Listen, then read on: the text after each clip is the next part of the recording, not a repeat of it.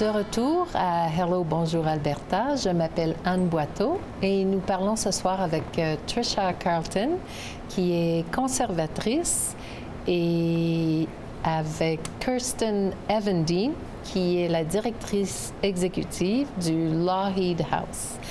Et Trisha est le Hello dans Hello, bonjour. Donc, Trisha, bienvenue. Bonjour. Nous allons commencer avec Kirsten. Et Kirsten, si tu peux nous raconter un petit peu d'où tu viens et puis comment tu es arrivée ici à Calgary et à travailler pour le Lougheed House. Bon. Moi, originellement, je suis de Vancouver. Mais pendant mes études, en effet, j'ai appris mon français à Laval, à l'Université Laval, au Québec. Et pendant mes études, j'ai fait en effet histoire de l'art comme étude. Et j'ai voulu toujours travailler dans des musées ou bien des galeries, avec l'art, avec l'histoire, et avec ceux qui aiment étudier ces sujets-là.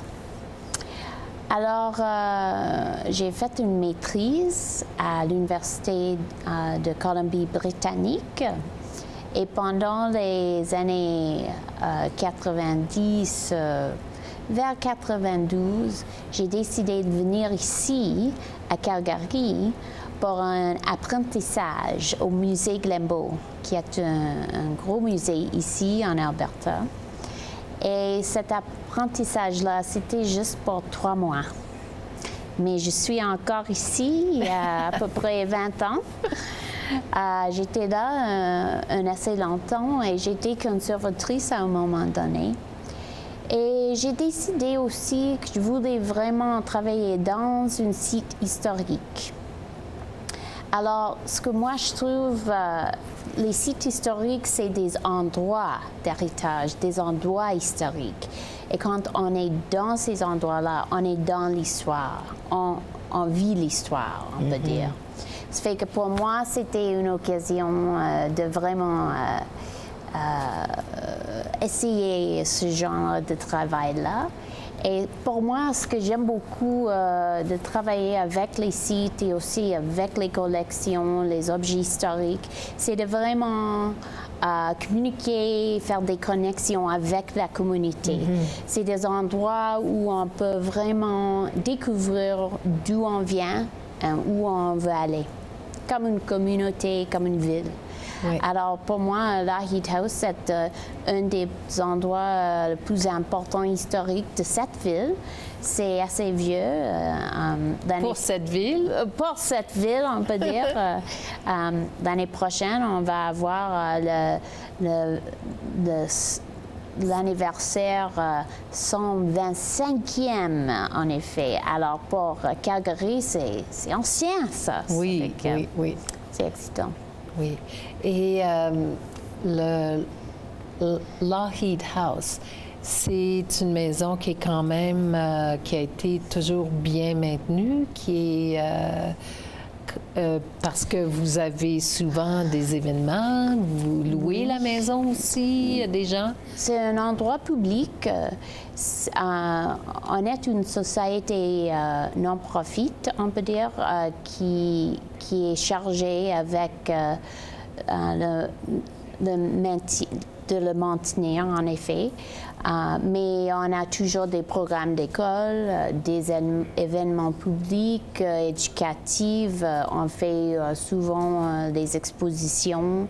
C'est un musée aussi, un restaurant. C'est un endroit culturel et c'était toujours un endroit culturel. Autrefois, les Lougheed, qui étaient les grands-parents de Peter Lougheed, le premier ministre, il y a des années maintenant, c'était des gens publics. Le sénateur et aussi Lady Lougheed étaient souvent, on dit, les fondateurs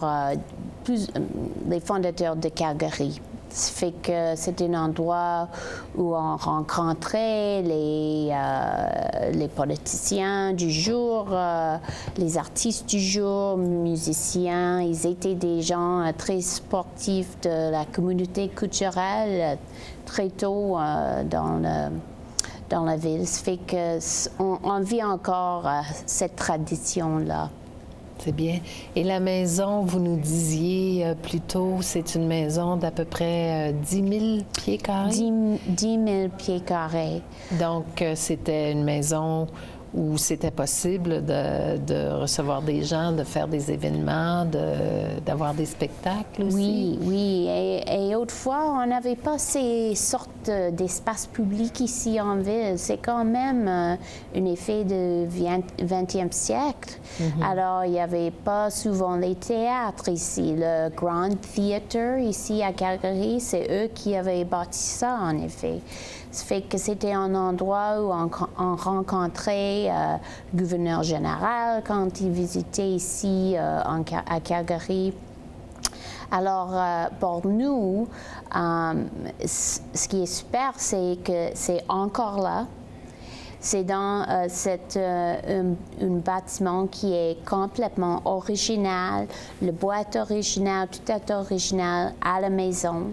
Et aussi la terre, c'est vraiment au centre-ville de Calgary, c'est dans la communauté Beltline.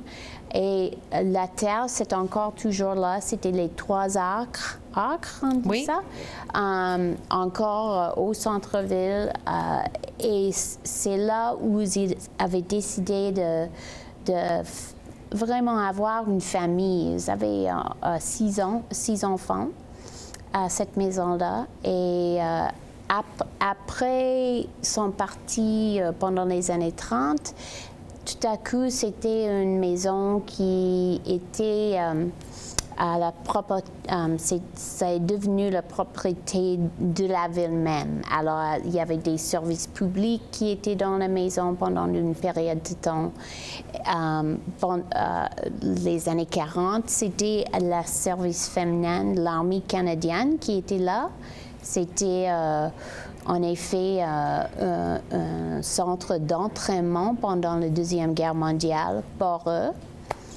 Et il y avait souvent des services publics dans cette maison-là, mais après, pendant les années 80, je dirais 80 et 90, ça c'est quand on a décidé comme une communauté de créer un site public qui est ouvert tout le temps avec les programmes pour qu'on puisse tous participer dans ça. Ça fait que... Oui, c'est parfait pour que les enfants aussi, quand les enfants peuvent voir quelque chose, pas juste dans les livres, mais ils peuvent vivre un peu l'histoire en y allant, puis en visitant. Ouais. Ils retiennent beaucoup plus l'information aussi. Hein? C'est ce que nous, on voit la différence entre un apprentissage qui était vraiment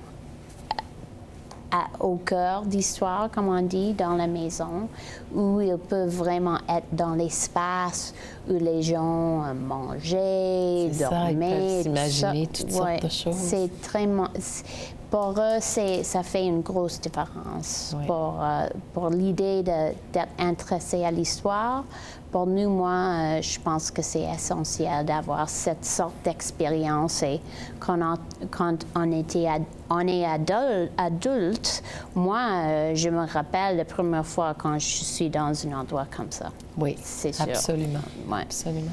Et vous avez aussi beaucoup d'événements qui se passent à la maison. Oui.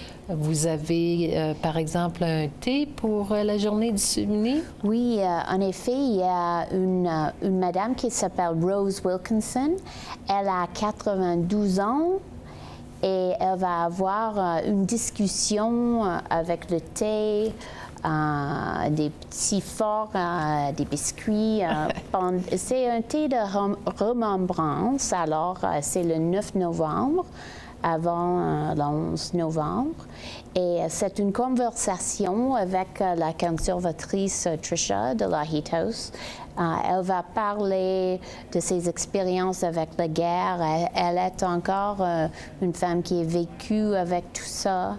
Elle va parler de ses expériences. Je pense que ça va être très intéressant. Très intéressant. C'est en après-midi que ça se passe? Ça? Oui, je crois que c'est 2 heures, c'est 2 o'clock ou 2:30 for tea? 2:30 to 4:30. 2h30 jusqu'à 4h30. OK. Et les billets, ça se vend très vite. Fait que... Sur votre site web aussi? Oui, oui, OK. on peut. Et vous avez aussi pour Noël quelque chose de très spécial? Oui, Chaque année? Chaque année, on fait un gros programme pour Noël. Quand on pense de Noël, on pense toujours d'un moment historique, victorien surtout. Alors, la maison, ça date de ce temps-là. Ça fait que chaque année, on invite plusieurs designers de Calgary qui se viennent et transforment complètement la maison dans avec beaucoup d'éléments historiques, de design historique de ce moment-là, le moment victorien. Quand la maison a été construite, en effet. C'est toujours très joli. Et il y a aussi beaucoup de musique, des programmes qui se passent, des choses de théâtre qui vont se donner aussi. Alors, il y a toujours quelque chose qui se passe pendant... ça commence le 20 novembre.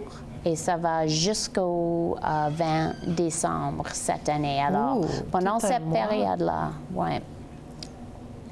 Et puis, qu'est-ce que vous faites avec les décorations et puis tout après les fêtes? En effet, on travaille avec ces designers-là. C'est un groupe de designers et ils font ça tout bénévole pour la maison et la communauté.